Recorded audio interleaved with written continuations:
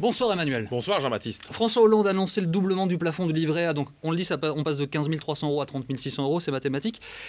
Est-ce que les gens qui nous regardent, les épargnants, doivent s'en réjouir? Alors d'abord, il faut qu'ils sachent que le premier objectif de François Hollande, c'est pas de les aider à constituer un matelas d'épargne plus important, c'est d'abord d'aider au financement du logement social. François Hollande veut construire 2,5 millions de logements sociaux et on sait que le livret A, via la Caisse des dépôts, sert à financer le logement social. Donc ça, c'est sa première priorité. Mais c'est vrai qu'après tout, c'est quand même aussi une bonne nouvelle pour les épargnants parce que le livret A est rémunéré aujourd'hui 2,25%. On sait que compte tenu de sa rémunération qui résulte d'une formule assez mécanique, on aura une augmentation de cette rémunération à sans doute 2,75% en juillet. Ce n'est pas fiscalisé, c'est un placement absolument sûr. Donc oui, c'est quand même une bonne affaire pour les 59,5 millions de livrets A qui existent en France aujourd'hui.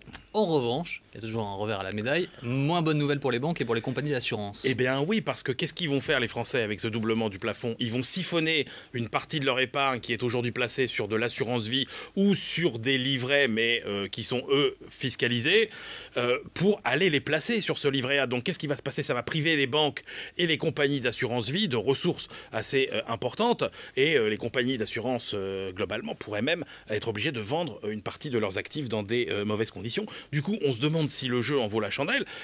En plus, parce que le problème du logement social, on s'aperçoit que c'est moins un problème de financement qu'un problème de disponibilité de terrain, par exemple. En plus, c'est pas forcément une bonne idée pour les finances publiques, puisque vous avez compris que on va avoir plus d'épargne qui va aller vers un placement défiscalisé, alors qu'elle était sur des placements fiscalisés. C'est autant de manque à gagner pour l'État. Le chiffre du jour? Le chiffre du jour, c'est un chiffre qui est donné par France Initiative, qui accorde des prêts d'honneur à taux zéro à des entrepreneurs pour ensuite que ces entrepreneurs puissent obtenir des vrais prêts.